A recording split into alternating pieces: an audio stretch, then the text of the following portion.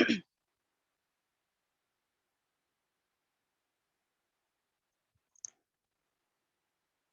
Morning बच्चों।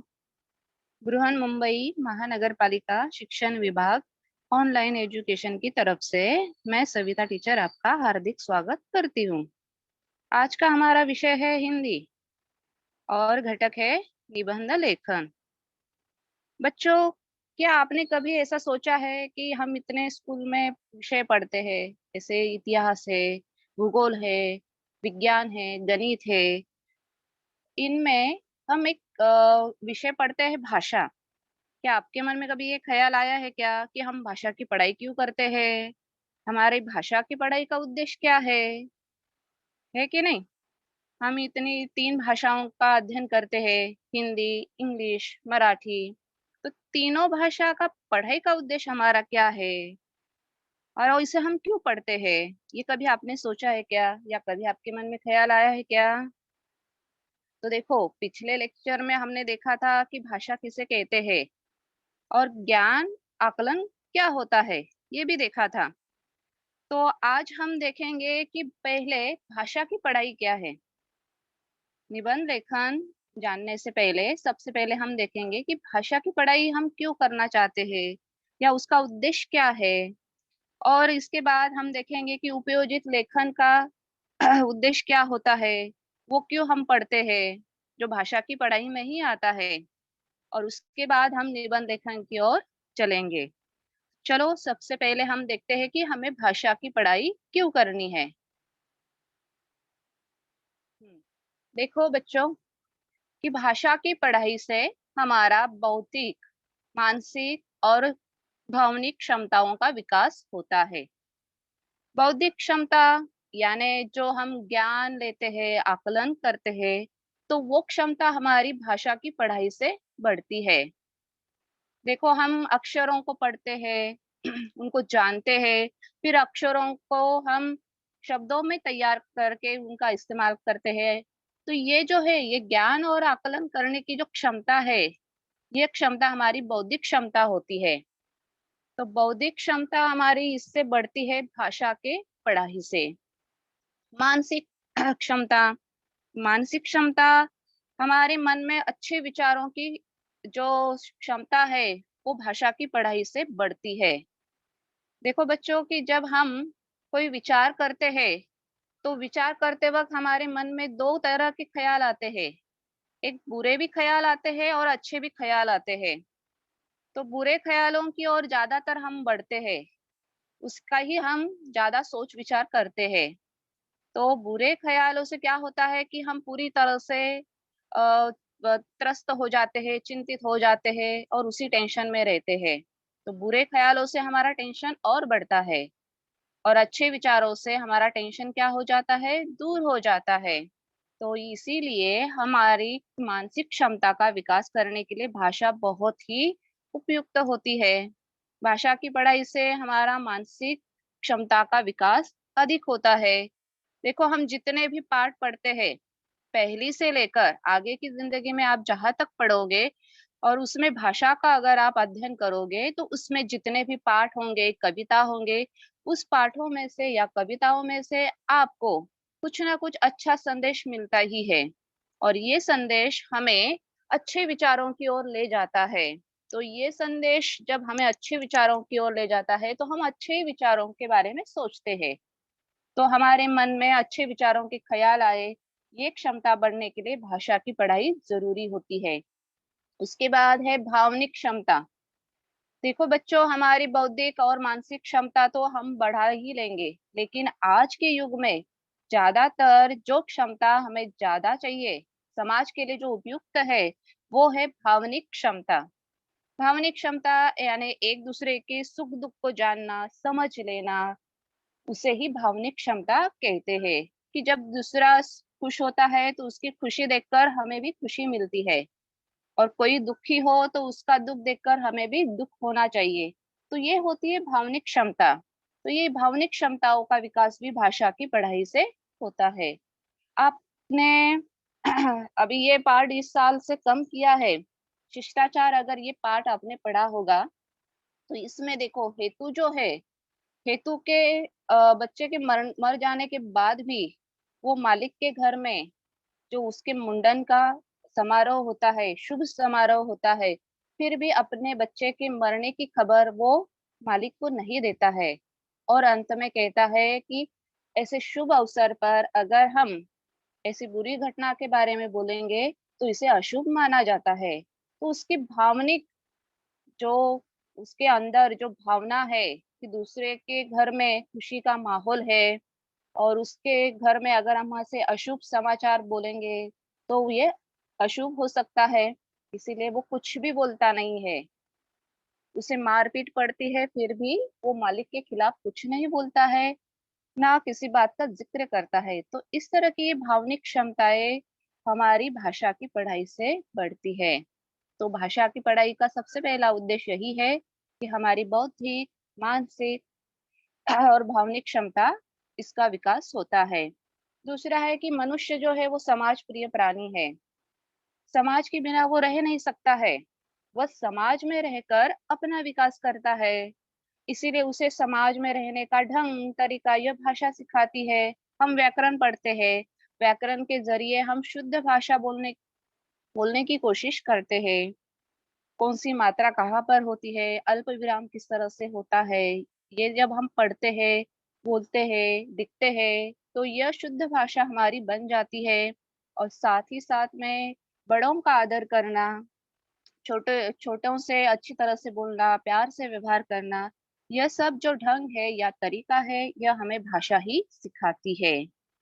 और इसके बाद है हमारे जीवन के जो 8 रस है, श्रृंगार, हास्य, करुण, रुद्र, वीर, भयानक, बीभत्स यानी घृणा, अद्भुत यानी आश्चर्य आदि रसों का अनुभव हमें भाषा की पढ़ाई से मिलता है। हम जितने भी पाठ या कविताएं पढ़ते हैं, इन सभी में से कुछ ना कुछ रसों का अनुभव हमें मिलता ही है। और इन रसों की वजह से ही हमारा जीवन जो है एक सशक्त यानी जीवित रूप में हम अनुभव करते हैं। हास्य रस, बिल्ली का बिलंग उड़ा, इस पाठ में देखो पूरी तरह से हास्य रस का ही हमें अनुभव मिलता है। उस पाठ को पढ़ने के बाद हम हंसने लगते हैं। भयानक रस, रुद्र रस, वीर रस, भयानक रस, अपराजय, ये जो पाठ है इसमें देख आपने देखा होगा कि वो अमरनाथ जी जो है उनके पूरे शरीर को काट लिया जाता है। यानी जब वो काट लिया जाता है तो हमें भी एक डर महसूस हो जाता है कि इतना होने के बावजूद भी वो व्यक्ति हँसी-खुशी अपनी ज़िंदगी जीने की कोशिश करता है। तो वो वर्णन जब हम सुनते हैं कि एक-एक अंग को छाँट लिया जाता है, काट लिया जाता है, तो उस वर्णन से हम डर जाते हैं। और इस तरह के ये जो अनुभव है, ये भाषा की पढ़ाई से ही हमें मिलते हैं। इसीलिए भाषा की पढ़ाई ज़रूरी है। अब भाषा की पढ़ाई का उद्देश्य हमने देखा, तो आप लोग सोचेंगे कि टीचर पाठ और कविताओं में से हम ये सब पढ़ेंगे, भाषा की क्षमताओं को अपनाएँगे, लेकिन उपयोजित लेखन का क्या उद्देश्य होता है? तो उपयोजित लेखन का अर्थ है कि जो उपयोग में लाया जाए, जिसका हम उपयोग करें, उसे ही उपयोजित लेखन कहते हैं। आपके प्रश्न पत्र में 9वीं और 10वीं दोनों के ही प्रश्न पत्र में विभाग 5वां जो होता है, वो उपयोजित लेखन का होता है।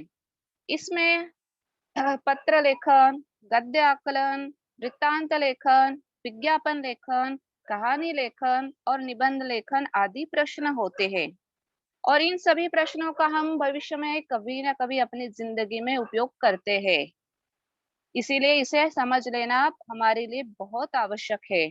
पत्र लेखन, जब आप कहीं पर नौकरी के लिए आवेदन देने के लिए जाओगे तो पत्र आपको लिखना पड़ेगा। उनको एप्लीकेशन यानी आवेदन पत्र आप लिखोगे, तो वो पत्र लेखन आपको उस वक़्त उपयुक्त होगा।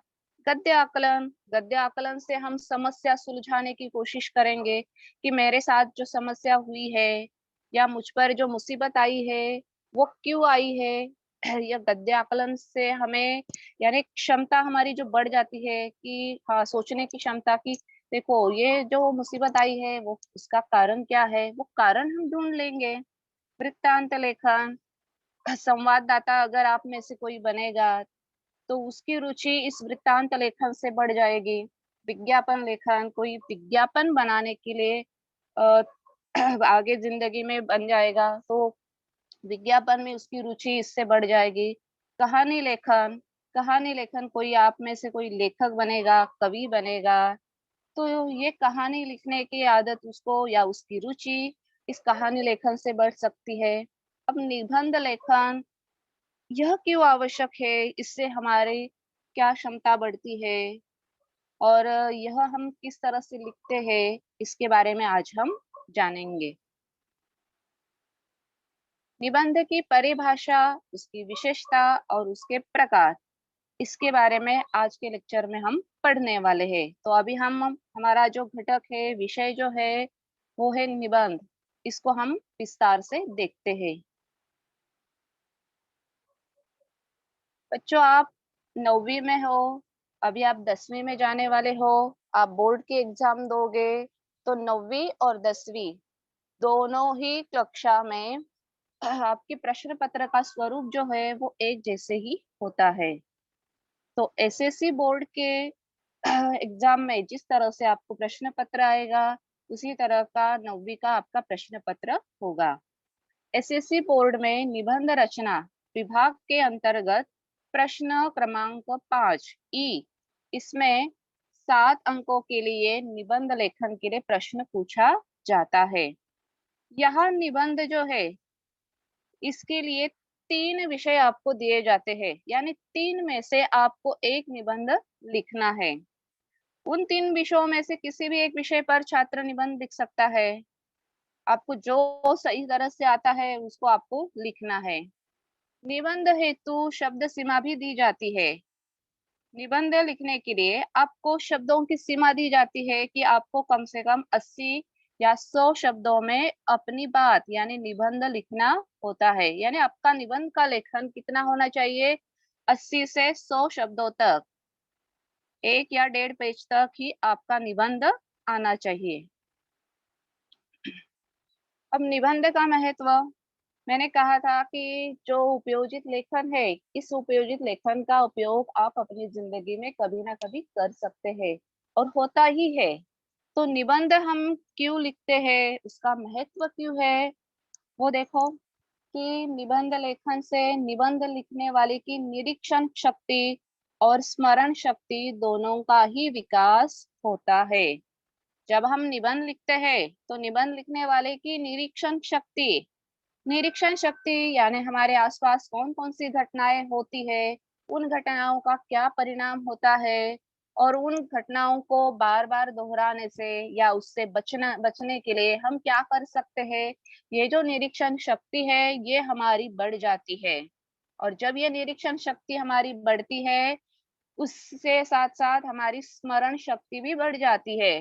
कोई घटना हमें बहुत दिनों तक याद रहती है और उस घटना की वजह से हम कुछ ना कुछ सबक सीखते हैं कि नहीं, इस घटना की वजह से मेरा ये नुकसान हुआ, तो आगे ज़िंदगी में चलकर हम वो घटना को बार-बार नहीं दोहराएँगे। या किसी घटना से हमारा बहुत लाभ हुआ है, तो उस लाभ की वजह से हम उस घटना को बार-बार दोहराना चाहेंगे। तो इस निबंध लेखन की वजह से हमारी निरीक्षण शक्ति और स्मरण शक्ति दोनों का भी विकास होता है। आपकी कविता जो है उड़ान, इस उड़ान कविता में एक अच्छी पंक्ति है, देखो, बोलता कम जो देखता ज्यादा, आँख उसकी जुबान होती है। ये जो है ये निरीक्षण शक्ति के लिए ही है कि कुछ लोग जो है वो बोलते रहते हैं, देखने की कोशिश करते ही नहीं है। जब हम देखने की कोशिश करेंगे कि आसपास हमारे क्या हो रहा है, क्या-क्या घटनाओं के साथ हमारा संबंध आता है, उन घटनाओं का असर हम पर क्या होता है, जब ये निरीक्षण शक्ति हमारी बढ़ती है, तो इससे हमारी स्मरण शक्ति भी बढ़ जाती है। तो निबंध लिखने के कारण हमारी निरीक्षण शक्ति और स्मरण शक्ति दोनों का भी विकास होता है और इनकी वजह से हम अच्छे निबंध लिख पाते हैं। अब नदी की आत्मकथा जब हम लिखते हैं, तो नदी पर्वतों से होकर समुंदर तक उसका जीवन प्रवास होता है।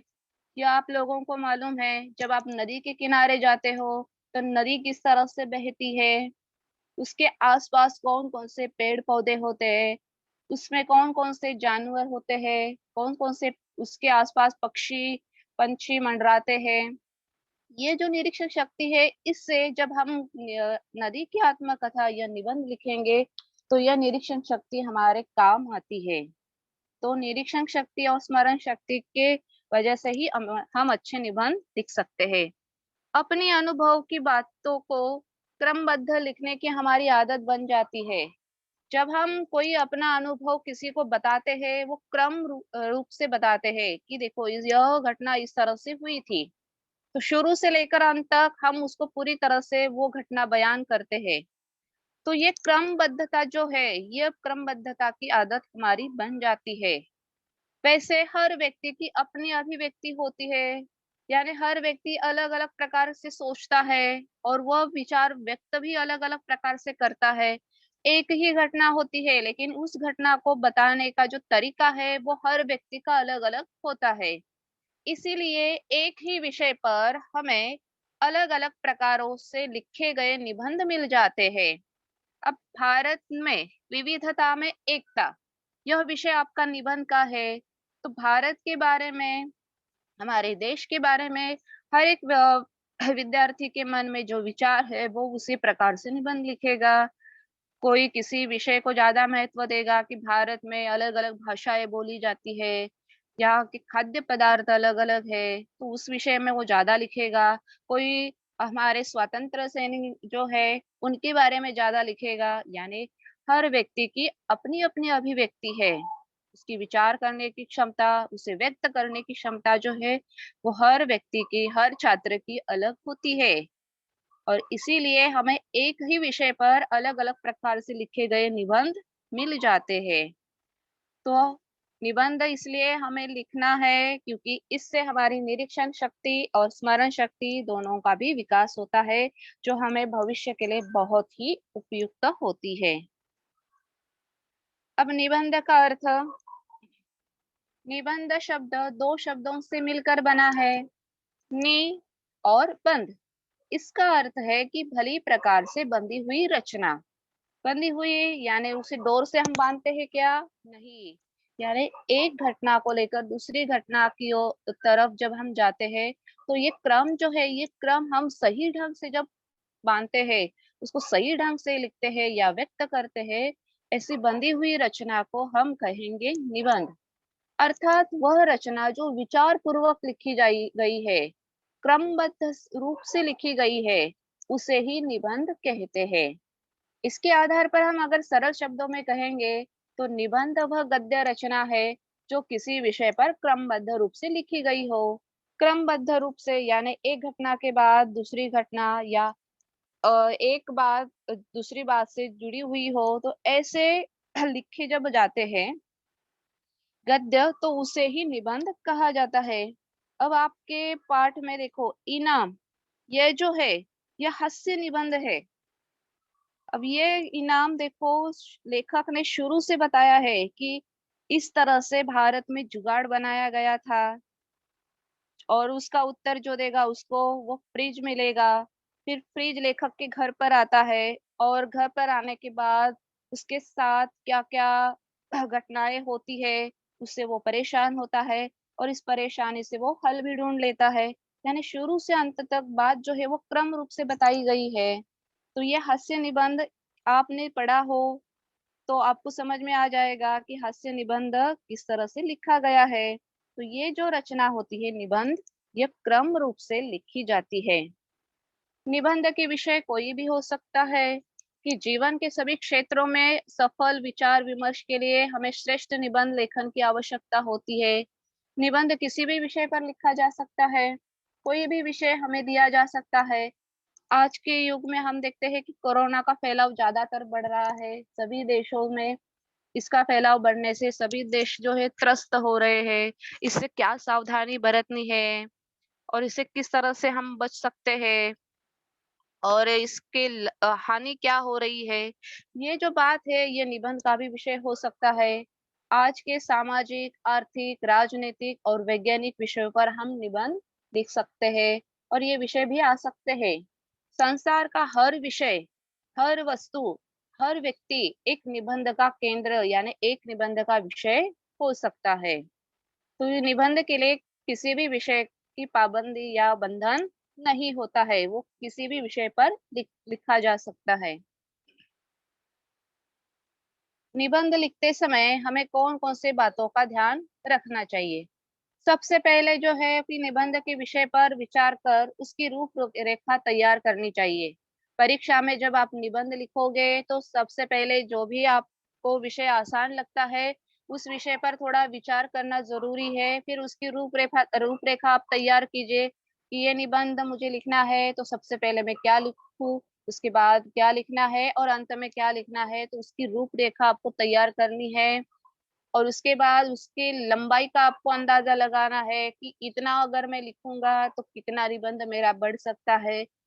यदि वो निबंध जो है वो ज़्यादा हो रहा है, तो आपको क्या करना है कि जो कम महत्व वाले मुद्दे हैं उनको निकाल देना है कि अगर ये मुद्दे हम लेंगे तो ज़्यादा हमारा निबंध बढ़ सकता है, तो उनको नहीं लिया तो भी चलेगा। जो महत्वपूर्ण मुद्दे हैं, उन मुद्दों को लेकर आपको निबंध लिखना है। फिर निबंध का प्रारंभ जो है वो आकर्षक होना चाहिए और स्वाभाविक होना चाहिए। स्वाभाविक रूप यानी सहज रूप से आप वो निबंध लिख रहे हो, ऐसा ही लेखन वहाँ पर होना चाहिए। आकर्षक, परीक्षा में अगर आपको ज़्यादा से ज़्यादा अंक चाहिए, तो आपको निबंध की शुरुआत जो है वो आकर्षक ही करनी है। तो आकर्षक और सहज रूप से आपको निबंध का प्रारंभ करने के बाद उस विषय की व्याख्या नहीं देनी है। इससे क्या होता है कि निबंध जो है वो नीरस हो जाता है। इसके बदले में आप किसी उदाहरण, चुटकुले या कविता की पंक्ति से निबंध का प्रारंभ कर सकते हैं। आपने कोई उदाहरण रखा या कोई छोटा-सा चुटकुला वहाँ पर रखा या कविता से आपने निबंध की शुरुआत की, तो आपका निबंध जो है वो आकर्षक बनता है और हमें परीक्षा में ज़्यादा से ज़्यादा अंक पाने हैं, तो इस तरह से आप निबंध की शुरुआत कर सकते हो। निबंध के मध्य भाग के मुद्दों को तब ढंग से रखना चाहिए, जिससे पूरे विषय का प्रतिपादन हो सके। अब शुरुआत मैंने बताई कि आपको किसी भी उदाहरण, चुटकुले या कविता से उसकी शुरुआत तो करनी है, लेकिन उसके बाद विषय का विस्तार आपको करना है। तो जो आप निबंध लिख रहे हो, उसके मुद्दे आपको पहले तैयार करने हैं कि इसमें हम ये मुद्दे ले सकते हैं, फिर उसको अच्छी तरह से विस्तार से लिखना शुरू करना है। निबंध में प्रस्तुत विचार स्पष्ट और सुलझे हुए हो, यानी उलझन में डाले वाले शब्दों का आपको इस्तेमाल नहीं करना है, सरल ही शब्दों का इस्तेमाल करना है। साथ में आप जो भी लिख रहे हो उससे स्पष्ट अर्थ निकलना चाहिए। निबंध को विषयांतर या पुनरुक्ति दोष से बचाएं, यानी एक ही विषय को आप बार-बार नहीं दोहराएंगे या उसकी पुनरुक्ति यानी बार-बार उसे ही लिखना है, ये नहीं करना है या विषय को छोड़कर आपको दूसरा विषय उसमें ऐड नहीं करना है। अब विज्ञान के चमत्कार आप लिख रहे हो, तो विज्ञान के चमत्कार के बारे में ही आपको लिखना है। उसमें आप बीच में नदी की कथा नहीं लिख सकते हो। तो विज्ञान का निबंध है, तो विज्ञान से संबंधित ही बातें आपको लिखनी है। उसमें आपको विषयांतर नहीं करना है या एक ही पंक्ति को बार-बार नहीं दोहराना है या एक ही वाक्य को बार-बार नहीं लिखना है। इसके बाद निबंध का अंत जो है, वो आकर्षक, स्पष्ट, संक्षिप्त और भावपूर्ण होना चाहिए। आपने शुरुआत अच्छी तरह से की, फिर उसका विस्तार अच्छी तरह से किया, अंत में उसको आकर्षक रूप से ही समापन करना है। उसमें सरल, स्पष्ट ऐसा अर्थ निकले और भावपूर्ण यानी अंत में आपको ऐसी बात लिखनी है कि पूरे विषय का जो सार जो है, पूरे विषय की समरी जो है वो अंत में आनी चाहिए। निबंध के भिन्न-भिन्न मुद्दों के लिए अलग-अलग परिच्छेद होने चाहिए। सबसे पहले आपने मुद्दे निकाल लिए तो उन मुद्दों के लिए आप 3 या 4 इस तरह से परिच्छेद बना सकते हो, लेकिन अलग-अलग मुद्दों के लिए अलग-अलग ही परिच्छेद बनाइए। अलंकार, मुहावरे, कहावतें, तुलना आदि के प्रयोग से निबंध का सौंदर्य बढ़ाया जा सकता है। इनका उचित प्रयोग सही स्थान पर और सही ढंग से होना चाहिए। यानी जो आप मुहावरा इस्तेमाल कर रहे हो या कोई कहावत या उसमें कोई अलंकार की बात कर रहे हो, तो वह उदाहरण, वह अलंकार, वह कहावत, वो सही स्थान पर और सही ढंग से ही इस्तेमाल होनी चाहिए। यानी कहीं का उदाहरण कहीं नहीं देना चाहिए। वाक्य छोटे हो, स्पष्ट हो और अर्थपूर्ण होने चाहिए। शब्दों की वर्तनी यानी स्पेलिंग यह शुद्ध होनी चाहिए। और भाषा विषय में जो है वो शुद्धता बहुत महत्वपूर्ण होती है। शुद्ध लेखन महत्वपूर्ण होता है, उसी पर ही आपके अंक जो है वो निर्भर होते हैं। इसीलिए निबंध लिखते समय आपकी वर्तनी, शब्दों की वर्तनी जो है वो शुद्ध होनी चाहिए। विराम चिन्हों को यथास्थान प्रयोग जरूर कीजिए। जो विराम चिन्ह जहां पर है उसका आपको प्रयोग करना है सही ढंग से। भाषा व्याकरण शुद्ध होनी चाहिए। आप जो भी भाषा लिख रहे हो व्याकरण की दृष्टि से सही होनी चाहिए। लेखन शैली विषय के अनुरूप सरल और प्रवाहमयी होनी चाहिए। आपकी लेखन की शैली जो है वो विषय के अनुसार ही होनी चाहिए, विषय को छोड़कर नहीं।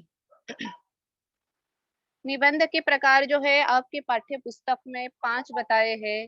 सबसे पहला जो है वो है विचारात्मक निबंध। दूसरा है वर्णनात्मक निबंध। तीसरा है विवरणात्मक निबंध। चौथा है कल्पना प्रधान निबंध। और पांचवा है आत्मकथनात्मक निबंध। तो ये 5 प्रकार जो है अभी आपके पाठ्य पुस्तक में पढ़ाई के लिए आपको दिए गए हैं। और इन पांचों विषयों को लेकर 3 निबंध, इनमें से 3 निबंध के विषय आपको परीक्षा में दिए जाते हैं। तो 3 में से आपको एक ही निबंध लिखना है। अब हम इसके प्रकारों को थोड़ा-सा और अच्छी तरह से जान लेते हैं कि हर एक विषय का निबंध किस तरह से होता है। पहला है विचारात्मक निबंध।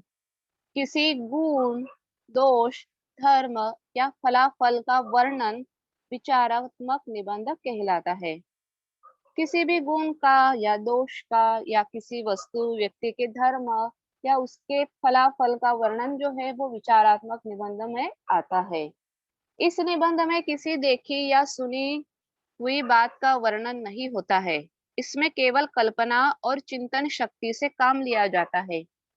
जब हम कोई घटना देखते हैं, किसी बात को हम सुनते हैं, तो उसका जैसे कि तैसे वर्णन हमें यहाँ पर नहीं करना होता है। वो पूरी घटना या उस पूरी बात के बारे में हम कल्पना करेंगे, फिर उसके बारे में सोचेंगे, उसमें उससे उस पर हम चिंतन करेंगे और उस पर आधारित हम यह निबंध लिखेंगे। यानी विचार, हमारे विचारों को यहाँ पर हम व्यक्त करते हैं कि किसी वस्तु के बारे में हमारे विचार क्या है, किसी विषय या किसी व्यक्ति के बारे में हमारे विचार क्या है, उस विचारों को हम इस निबंध में प्रकट करते हैं। वो होता है विचारात्मक निबंध। अब इसके लिए उदाहरण यहाँ पर मैंने बताए हैं कि बीता हुआ समय कभी नहीं लौटता।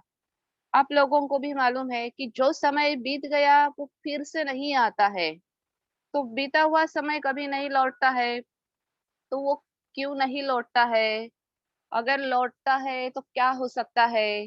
तो कि वो कैसे नहीं लौटता है इसके बारे में आपको विचार करके लिखना है कि एक घटना होने के बाद वो फिर से नहीं आती है, समय जो है वो उसका चक्र जो है वो चलता ही रहता है। तो इसके बारे में आप विचार करेंगे। आपने अभी तक जो भी अनुभव लिया है उस अनुभव को आप इसमें लिखेंगे।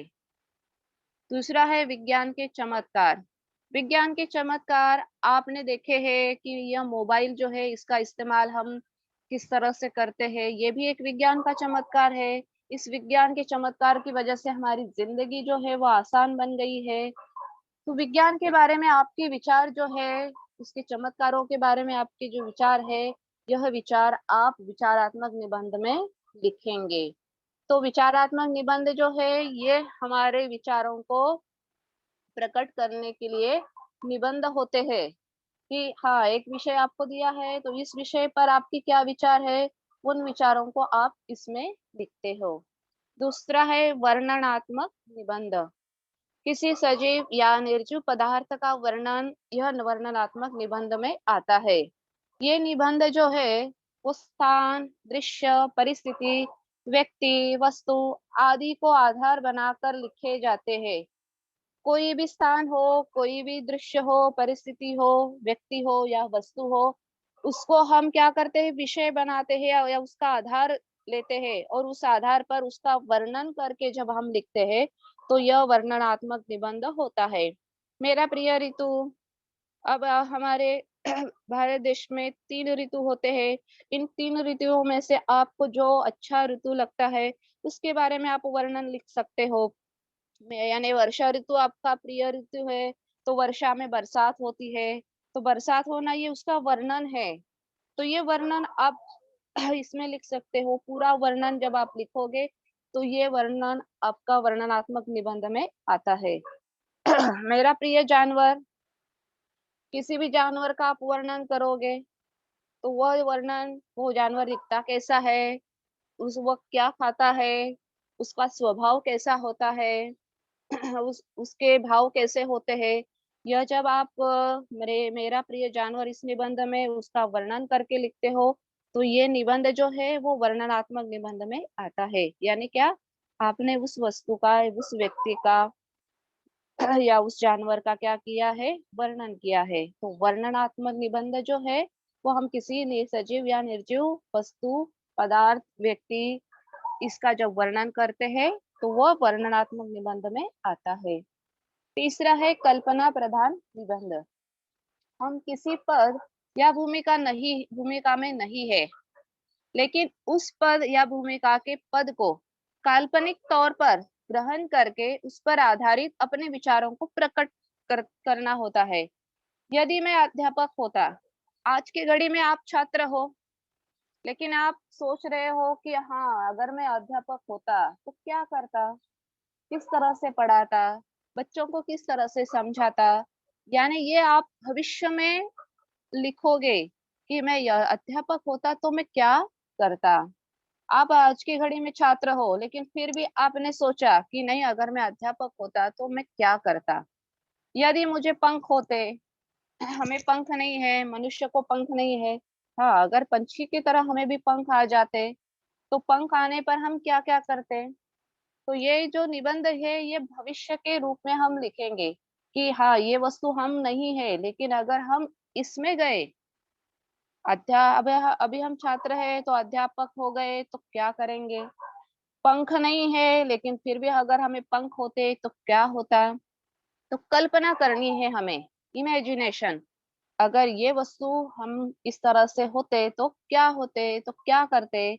इसके बारे में जब हम कल्पना करके लिखते हैं तो वो कल्पना प्रधान निबंध होते हैं। इसके बाद है विवरणात्मक निबंध। विवरणात्मक निबंध जो है जिसमें ऐतिहासिक, सामाजिक और पौराणिक घटनाओं का विवरण किया जाता है।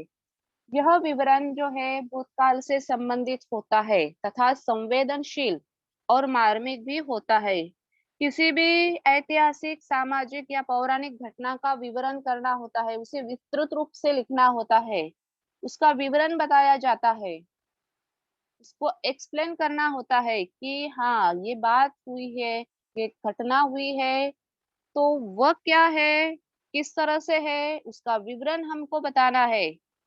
कोई भी ऐतिहासिक, जैसे राजा महाराजाओं की जो घटना हुई है, शिवाजी महाराज, उनके युग में जब लड़ाई होती थी, उस लड़ाई के बाद फिर जो जल्लोष किया जाता था या हार गए तो उसका जो खेद मनाया जाता था, या इस तरह की जो बातें हैं, ये जो घटना है, इस घटना का विवरण हम इस निबंध में करते हैं। सामाजिक विषय हो, समाज में जो अभी चल रहा है, जैसे दहेज की प्रथा है, तो दहेज की प्रथा के बारे में हम विस्तृत रूप से लिखते हैं कि ये प्रथा सदियों से चली आई है, इसकी वजह से स्त्रियों पर अत्याचार किया जाता है। पौराणिक घटना, पौराणिक यानी हमारे पूरा पुरातन पौराणिक संबंधित जो घटनाएँ होती है, ईश्वर से संबंधित जो घटनाएँ होती है या किसी धर्म से संबंधित घटनाएँ होती है, उसका विवरण करना होता है। इसमें अभी देखो 2 उदाहरण मैंने बताए हैं कि मेरी अविस्मरणीय यात्रा। अविस्मरणीय यात्रा यानी हम किसी ऐतिहासिक स्थल पर गए हैं और वहां जाने के बाद उस जगह को हमने देखा, तो उस जगह पर जाने के बाद हमें क्या-क्या महसूस हुआ, उसका विवरण हम लिखते हैं। भारत की विविधता में एकता ये सामाजिक विषय है कि भारत में कई धर्म के लोग रहते हैं, जाति के लोग रहते हैं। मैंने कहा था यहाँ पर देखो संवेदनशील यह इसमें लिखना होता है कि किसी भी धर्म को या किसी भी जाति के बारे में हमें यहाँ पर उसको दुःख पहुँचाए ऐसी भाषा में नहीं लिखना है, सिर्फ़ उसका वर्णन करना है, उसका विवरण लिखना है कि हमारे भारत देश में कई तरह के धर्म है, जाति है, फिर भी एक साथ रहते हैं, उनमें एकता की भावना है।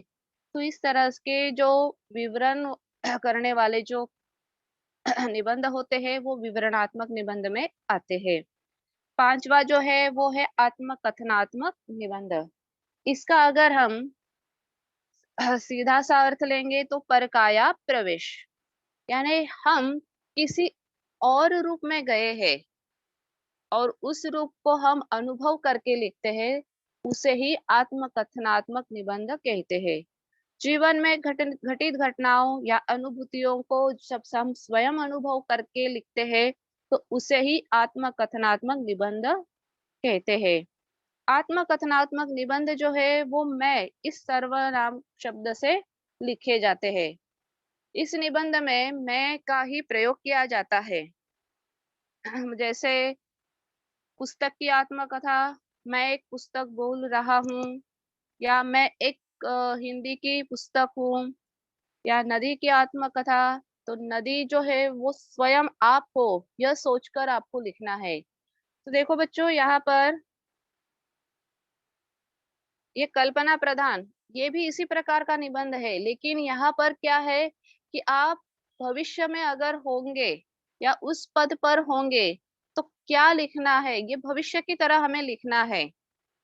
मैं अध्यापक होता, तो अगर होते तो लिखना है। और आत्मकथनात्मक में आप वो चीज़ हो, आप वह वस्तु हो, या आप वह व्यक्ति हो, या आप वह घटक हो, तो वह सोचकर आपको ये लिखना है। तो कल्पना प्रधान और आत्मकथनात्मक ये दोनों ही निबंध जो है वो अलग-अलग प्रकार के होते हैं। कल्पनात्मक में आपको इमेजिन करना है, अगर ऐसा मेरे साथ हुआ या यह मैं हो गया तो क्या करूँगा? ऐसे आपको लिखना है। और आत्मकथनात्मक आप वो वस्तु, घटक जो है वो स्वयं अनुभव करके लिखते हैं। तो दोनों में जो अलग-अलग भेद है, ये आपको अच्छी तरह से समझना है। तो कल्पना यानी उसको इमेजिन करना है कि अगर मैं यहाँ पर इस वस्तु के रूप में हूँ, तो क्या हो सकता हूँ? तो ये इमेजिन करके आपको लिखना है, कल्पना करके लिखना है। और आत्मकथनात्मक यानी आप वह वस्तु अभी की स्थिति में हो, आज की स्थिति में हो, और आप वह वस्तु या घटक होकर आपको वो लिखना है। ठीक है? तो निबंध का एक नमूना मैं आपको बताती हूँ। नदी की आत्मकथा वो किस तरह से लिखी गई है, और ये जो आत्मकथनात्मक निबंध जो है, इसमें आप हमेशा गलती करते हो, तो वो गलती आप परीक्षा में ना करो। यही मैं यही सोचकर मैंने ये निबंध का अभी विषय लिया है कि नदी की आत्मकथा। ये आत्मकथा जब भी आप लिखोगे तो उसमें मैं इस सर्वनाम शब्द का ही इस्तेमाल करोगे। यानी आज उसकी कथा आप लिख रहे हो, तो उसकी कथा यानी आप वह वस्तु हो, वह घटक होकर आपको वो लिखना है, इसलिए मैं का ही इस्तेमाल करके ही लिखना है। नदी की आत्मकथा, मैं नदी हूँ। देखो शुरुआत ही मैं से की है कि मैं एक नदी हूँ। सर-सर का स्वर करते हुए चलती हूँ, इसीलिए लोग मुझे सरिता भी कहते हैं। तेज प्रवाह में होने के कारण प्रवाहिनी भी कहलाती हूँ। मेरे छोटे रूप को नहर कहते हैं। जल ही मेरा जीवन और मेरी पहचान है। मेरे दोनों किनारे मेरा ही अंग है। मेरी धड़कनें है, उठती गिरती लहरें। मेरा काम धर्म सब है, निरंतर बहना, जो सांसों की तरह सदैव चलता है। पहाड़ों की बर्फीली चोटियों पर सूर्य की तपिश से मेरा जन्म होता है और मैं चल पड़ती हूँ संगीतमय ध्वनि के साथ। तेजी से कभी मैं झरनों के रूप में खूबसूरत वादियों में गिरती हूँ, फिर उठती गिरती बहती रहती हूँ। घाटियों में दोनों ओर वृक्ष की लंबी कतारें मुझ में अपनी छवि निहारती है। आकाश, सूर्य, चांद, सितारे सब मेरे साथ साथ चलते हैं। कभी चट्टाने मेरे रास्ते में आ जाते हैं, तो मैं उनसे टकरा कर अपना रुख बदल लेती हूँ। संसार के हर देश में स्थानीय लोगों के लिए नामों से मुझे पुकारा जाता है। सबसे बड़ी मैं अमेरिका में मिसिसिपी नदी हूँ। भारत में मैं गंगा, यमुना, गोदावरी, गोमती, ब्रह्मपुत्र, कावेरी और कृष्णा हूँ। मैं हर किसी के लिए महत्व रखती हूँ, सबके काम आती हूँ। बड़ी-बड़ी सभ्यताओं और संस्कृतियों ने मेरे तट पर ही जन्म लिया है। बड़े-बड़े नगरों, उद्योगों को मेरे तट पर बसाया गया है।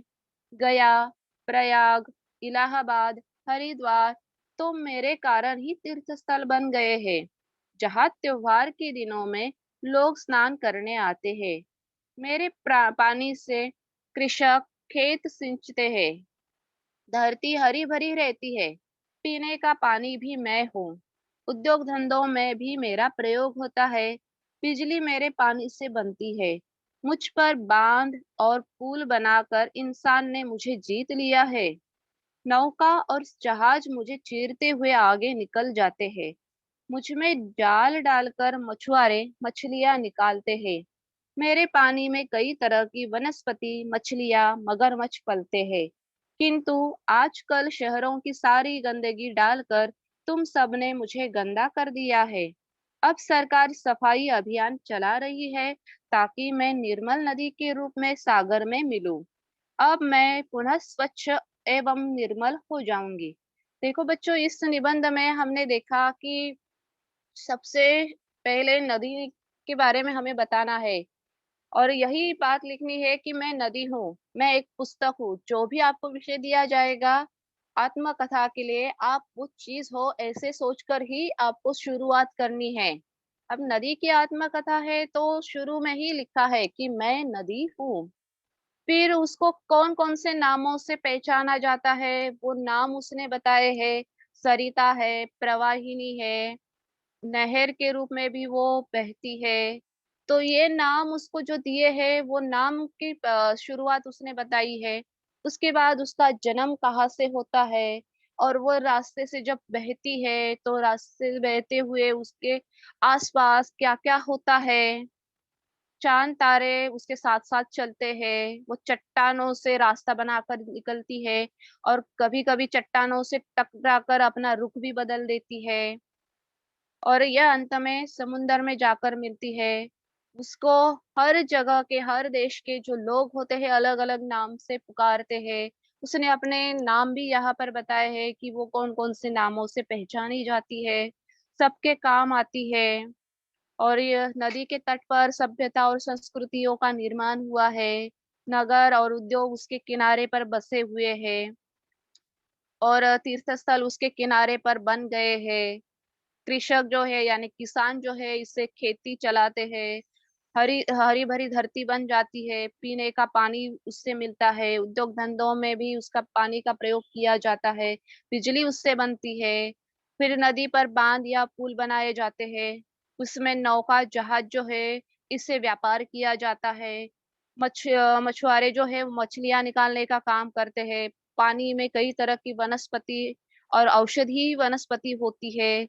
मछलियाँ, मगरमच्छ जो है वो पलते हैं। लेकिन आजकल जो शहर के लोग जो है वो पूरी कारखानों का पानी या गटार का जो पानी है, ये सारे जो है ये गंदगी जो है, गंदा पानी नदी में डाल देते हैं, जिसकी वजह से वो पूरी तरह से प्रदूषित हो गई है। और इसके लिए सरकार ने जो अभी स्वच्छता का अभियान चलाया है, उसकी वजह से वो निर्मल बनकर फिर से समुद्र में मिलना चाहती है और निर्मल होना चाहती है।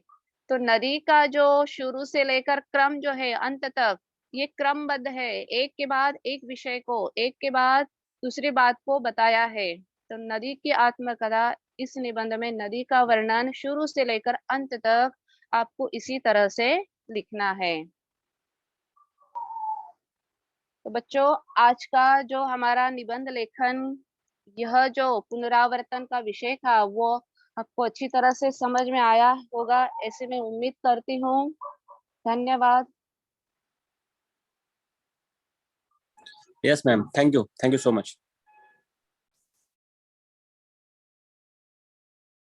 Hello.